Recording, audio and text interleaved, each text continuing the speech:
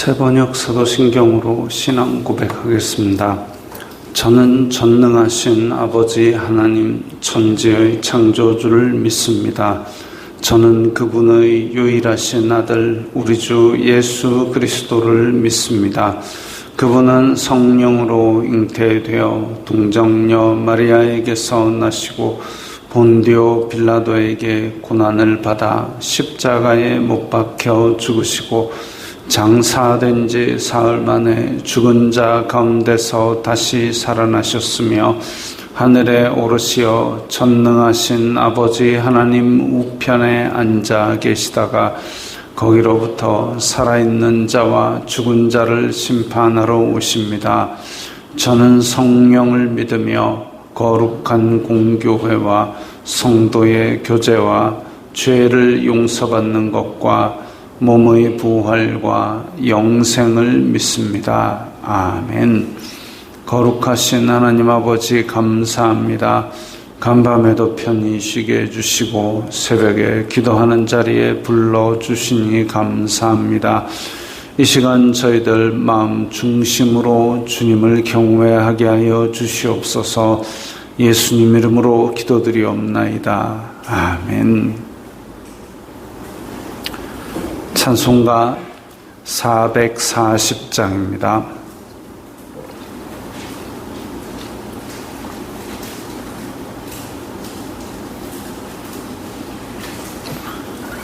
찬송가 440장입니다.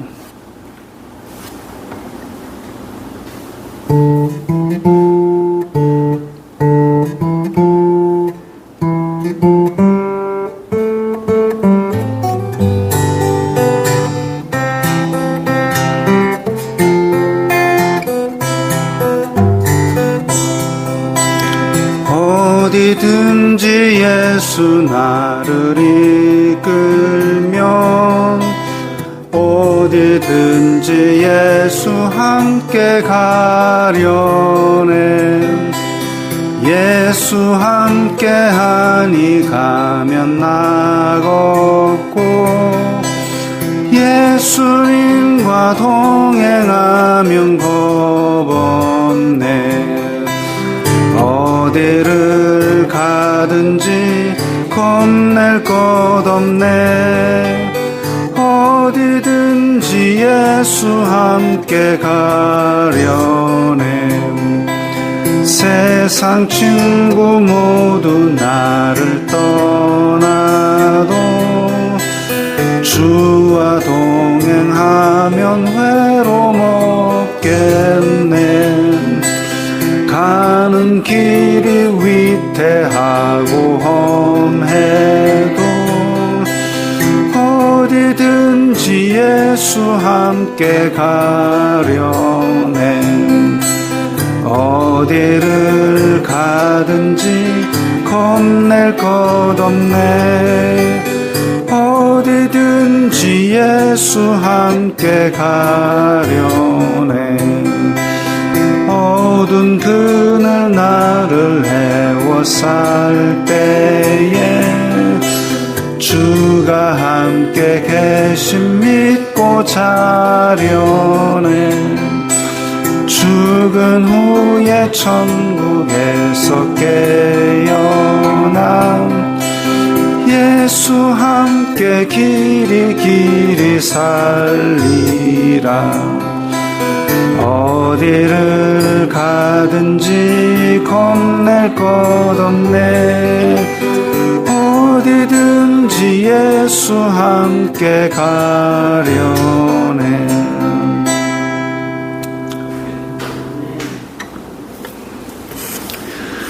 오늘 말씀은 사도행전 15장 12절부터 21절까지의 말씀입니다.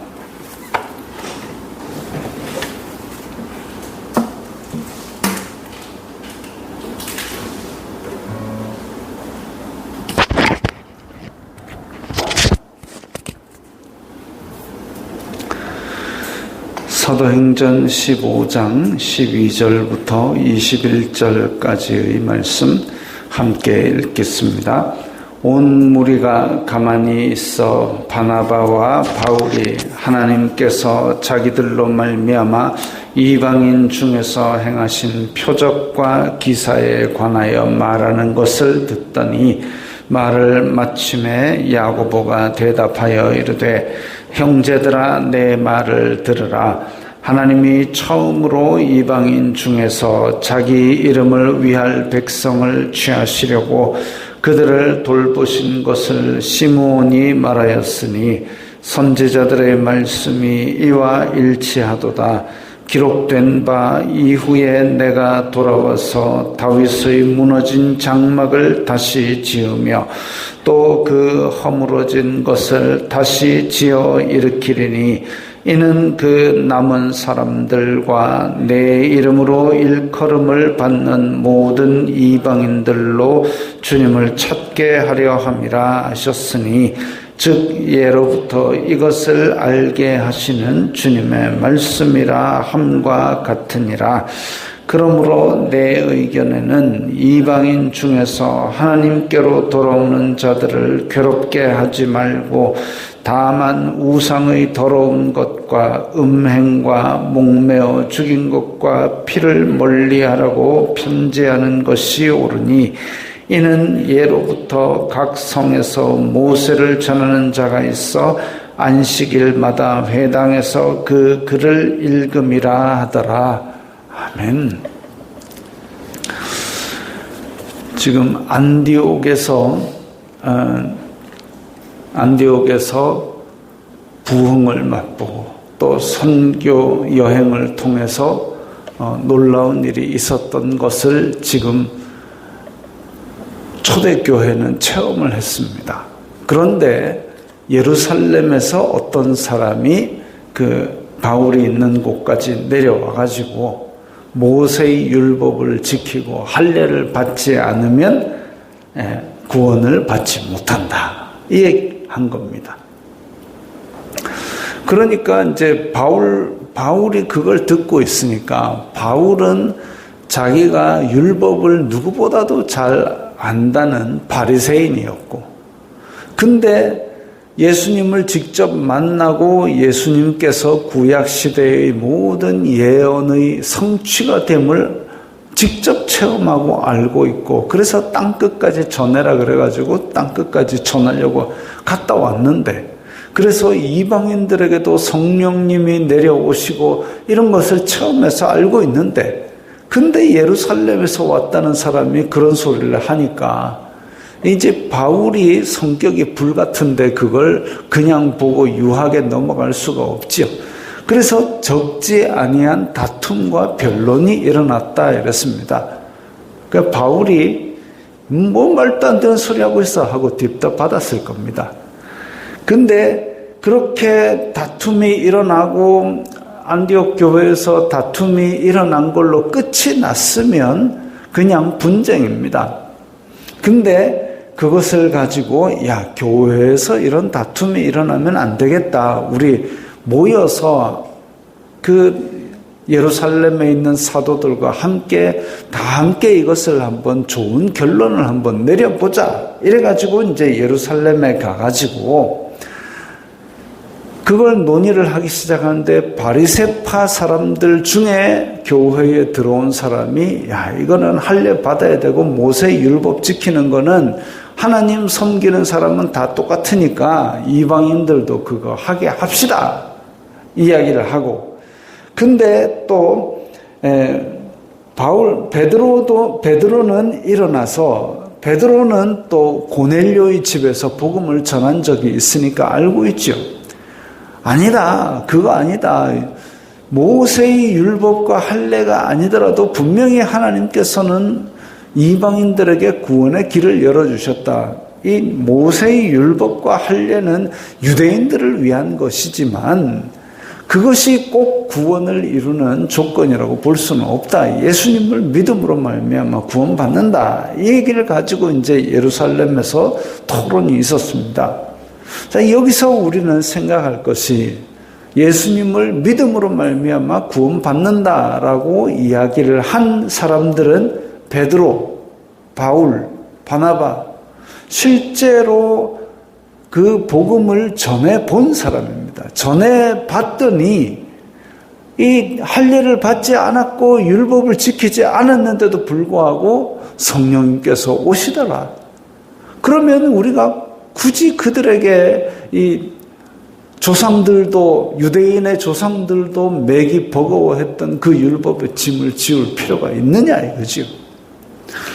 그렇게 이야기를 하고 있는데 13절에 보니까 말을 마침에 야고보가 대답하여 이르되, 이 야고보는 예수님의 동생 야고보입니다. 요셉과 마리아 사이에 예수님의 동생으로 적어도 아들 4명 그리고 딸 2명 이상이 있었던 것을 복음서에서는 기록하고 있습니다. 그 중에 이제 하나가 야고보이고 이때 예루살렘 교회의 지도자였습니다. 그 야고보가 대답하여 이르되, 그게 이제 오늘 본문인데 여기에 보면 하나님이 처음으로 이방인 중에서 자기 이름을 위할 백성을 취하시려고 그들을 돌보셨다. 돌보셨다라는 말은 찾아오셨다라는 의미도 있습니다. 그래서 하나님께서 분명히 이방인들에게도 구원의 길을 열어주셨다. 그건 우리가 앞에서도 얘기했듯이 아브라함에게 주신 언약, 아브라함에게 주신 언약에게 보면 너희 후손을 하늘의 별과 같이 바다의 모래와 같이 많게 하리라 이랬는데, 단지 유대 민족만을 이야기하는 것이 아니라 믿음의 조상으로서, 언약 백성의 조상으로서 이제 믿음으로 구원받는 사람들, 언약 백성을 하늘의 별과 같이 땅의 바다의 모래와 같이 그렇게 많게 하겠다는 그런 말씀이죠. 그런 이야기로 언약 백성으로 들어오는 데 있어서 아브라함에게 언약을 하셨기 때문에 그 후대에 있는 모세의 율법, 그걸 지켜야만 아브라함의 언약으로 들어온다? 이건 아니다 이거죠. 그래서 이때에 이 예루살렘 교회에서 있었던 논쟁들이 어찌 보면 유대인들이 복음을 맡은 자로서 또 복음이 시작된 백성으로서 하나님을 먼저 믿은 사람으로서 그렇게 하나님을 먼저 믿은 사람이 길을 잘 닦아놓고 열어놓으면 다행인데, 어디 바리새인 같은 사람들만 있어가지고 야 구원받으려면 이것도 해야 되고 저것도 해야 되고 하면서 자기가 하고 있는 것들을 가지고 자꾸만 문지방을 높이고 담벼락을 높이면은 결국은 교회는, 하나님의 언약은 어디 가고 자기네들만의 리그가 되는 겁니다. 그들만의 리그라 부르는 거지요. 자기네들이 만든 규칙을 잔뜩 세워가지고 자기네들의 울타리 속에만 그렇게 문지방을 높여놓으면은 겨우겨우 들어오는 사람이 있을지는 모르겠지만 누가 들어올라 하겠습니까? 아이고 너희들끼리 잘해봐라 하고 등 돌리지 않겠습니까? 이것을 이용하는 것이 바로 마귀입니다. 마귀는 어쩌든지 하나님과 사람 간의 관계가 회복되는 걸 원하지 않고 이간질하려고 하고 복음을 등지게 만들기 위해서 조그만 꼬투리라도 만들기 원하는데, 근데 먼저 믿은 사람들이 그런 꼬투리들을 제공을 안 하려고 애를 쓰고 어쩌든지 이 복음을 위해서 있던 담이라도 허물어야 되는데, 그런데 거기에 대해서 담을 자꾸 쌓고 문지방을 높이고 이렇게 하면 그것이 결국은 진입장벽이 되는 거죠. 안 믿는 사람들이 교회에 올라 그러면 야 교회 공예배 10번 있는 거 다 참석하고 뭐 하고 이래야 된다라고 우겨버리면, 아니 엿새 동안 하루 종일 직장에서 바빠 죽겠는데 그거 언제 다 참석하고 잠은 언제 자고 뭐 이렇게 얘기를 하게 되면 그때부터 이제 마음이 벌어지는 거죠. 하나님께서 우리를 찾아오셨을 때 예수 그리스도의 복음이 야, 너희들 이 정도까지 해가지고 선행 점수를 이만큼 900점까지 쌓아야만이 내가 무슨 대출 심사하는 것도 아니고 너희들이 이렇게까지 율법을 지키고 선행이 이 정도 수준이 돼야만이 그 다음에 내가 복음을 주마. 그 다음에 내가 천국을 열어주마. 이렇게 하셨다면 천국 들어갈 사람 별로 없을 겁니다. 바리새인들조차도 힘들 겁니다. 근데 그게 아니지 않습니까? 아직 죄인 되었을 때에 하나님께서 은혜로 말미암아 예수 그리스도의 믿음으로 구원받는 복음을 우리에게 열어주셨습니다. 그래서 아직 죄인일 때에 너희들을 의롭다 해줄게 라고 열어주셨습니다. 그 은혜를 우리가 먼저 입었으면 이방인들에게도 우리가 그렇게 다가가야 되지 않겠습니까? 아이고, 술 끊고 교회 오세요. 담배 끊고 교회 오세요. 그거 말고도 지금 교회 다니는 사람 죄 수두룩백백하게 짓고 앉아있지 않습니까? 그거 하지 말고, 택시에서 어떤 분을 전도해 보니까, 아유, 내가 40년 넘게 담배를 피워가지고 내가 교회를 못 갑니다. 아, 괜찮습니다. 담배 들고 오십시오. 그럼 뭐, 끊고 자시고는 나중에 생각할 일이고, 일단은 구원을 받아야 되지 않겠습니까? 일단은 예수님 믿어야 되지 않겠습니까? 그게 우리가 전할 복음입니다. 내가 무슨 죄를 짓건 간에 일단은 이전에는 그런 우리도 다 똑같이 죄인이었을 때에 예수 그리스도께서 찾아오신 것처럼 지금 내가 뭐 때문에 못 간다? 아니요, 괜찮습니다. 먼저 예수님께서 찾아오셨습니다. 이미 십자가에 달려서 피 다 흘려주셨는데 그 다음에 우리가 거기에 대해서 뭘 자꾸 담벼락을 높이고 이 수준 안 되면 못 들어옵니다. 그러고 앉았습니다. 우리가 바리새인 같은 짓을 해서는 안 되는 거죠. 베드로가 그랬고 바울고 바나바가 그랬고 이미 이방인들에게 성령님께서 내려오셔서 그들이 믿고 하나님의 백성이 된 걸 봤지 않습니까? 그런데 꼭 중간에 이렇게 담벼락을 높이는 사람들이 한 번씩 있습니다. 그럴 때에 뒷도 싸우고 들이받지 말고 성경에 보면 예수님께서 우리를 위하여 이미 구원을 이루셨고 우리가 아직 죄인 되었을 때에 먼저 찾아오셨지 않느냐. 그게 복음이다. 그러면 우리도 이방인들에게 우리 조상들조차도 지키기 버거웠던 율법을 강요할 것이 아니라 그들에게도 복음이 되게 해야 된다. 그렇게 야고보가 이야기를 한 것이죠. 19절에 내 의견에는 이방인 중에서 하나님께로 돌아오는 자들을 괴롭게 하지 말고 그건 유대인들도 마찬가지입니다. 유대인들에게도 그렇게 율법을 그렇게 강요하던 시대는 지나간 거죠. 물론 우리나라 같은 경우는 우리나라의 민속적인 옷인 한복이 있고 또 명절이 있고 있습니다. 근데 그런 것들조차도 예수님 믿는 사람을 그거 다 취하라. 그거 아니다 이거죠. 유대인들이 우리나라 한복 입듯이 율법을 지킵니다. 어려서부터 모세의 율법을 배우고 13세가 되면은 성인식이 되어서 그야말로 이제 하나님 앞에서 독립된 신앙인으로서 율법 지킬 것을 민속적으로 지킵니다. 우리나라 한복 입고 김치 먹듯이 그렇게 합니다. 그러면 유대인들은 율법 지키고 그렇게 살라 그러지요. 그러나 복음은 그것과 다른 것이다.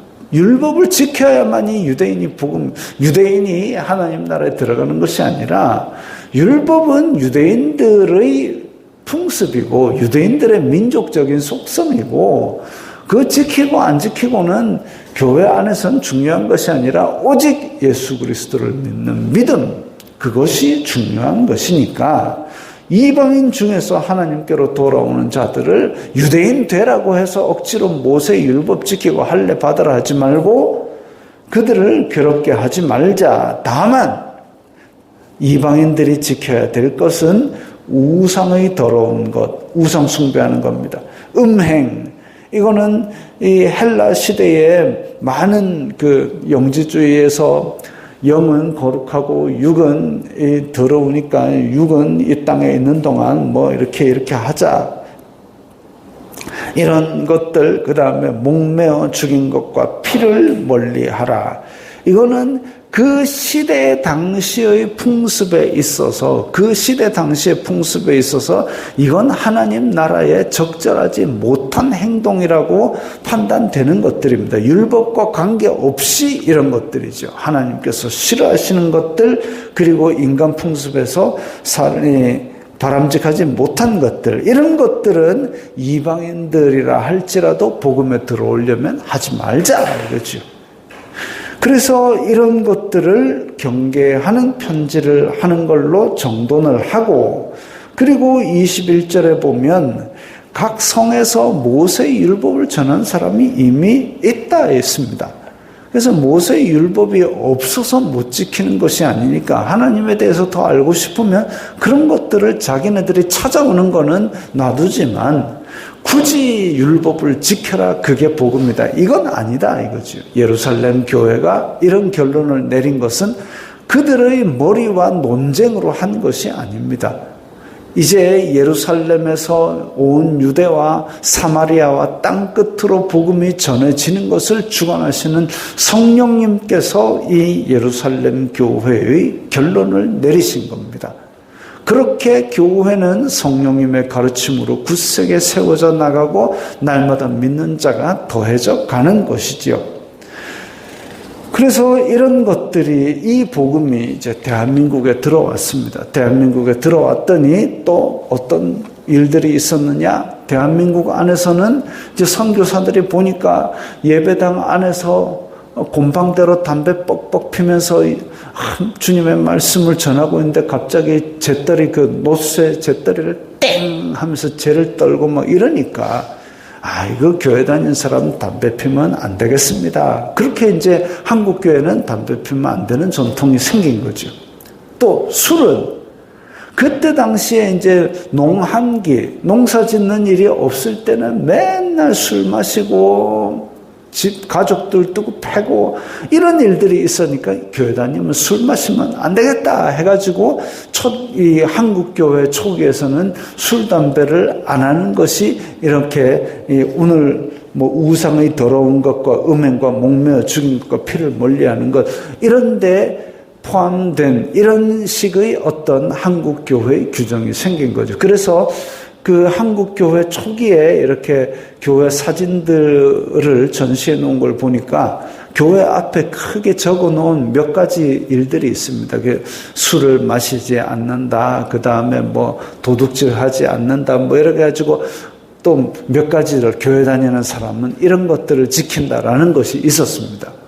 그래서 그때 당시의 교회 다니는 사람들은 사회적으로, 도덕적으로 인정받고 존경받았습니다.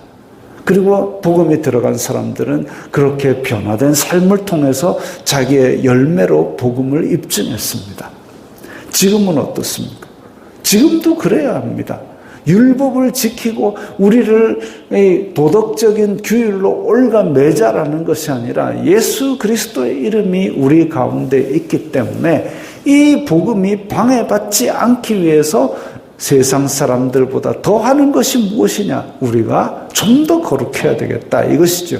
그거 안 한다고 구원이 뭐 취소되고 이런 건 아닙니다만은 하나님의 자녀로 이 세상 속에서 빛과 소금이 되고 복음을 전하는데 거치는 돌이 되지 않게 하기 위해서 우리는 세상 사람들보다 더하는 것이 있어야 되겠습니다. 이렇게 초대교회는 든든히 세워져 나가면서 또한 서로 교제하고 또 서로의 규범들을 바르게 세워 나갔습니다. 오늘날도 성령님의 인도 따라 우리가 이렇게 바깥 사람이 들어올 장벽은 제거하고 또 우리 안에서는 말씀으로 굳게 세워져 나가야 하겠습니다. 기도하겠습니다. 거룩하신 아버지 하나님, 감사합니다. 저희들에게 복음을 주시고 먼저 찾아와 주시니 감사합니다. 저희들이 이 세상 살아가는 동안에도 복음에 합당한 열매를 맺음으로 말미암아 이 세상에 빛과 소금이 되게 하여 주시옵소서. 예수님 이름으로 기도드리옵나이다. 아멘.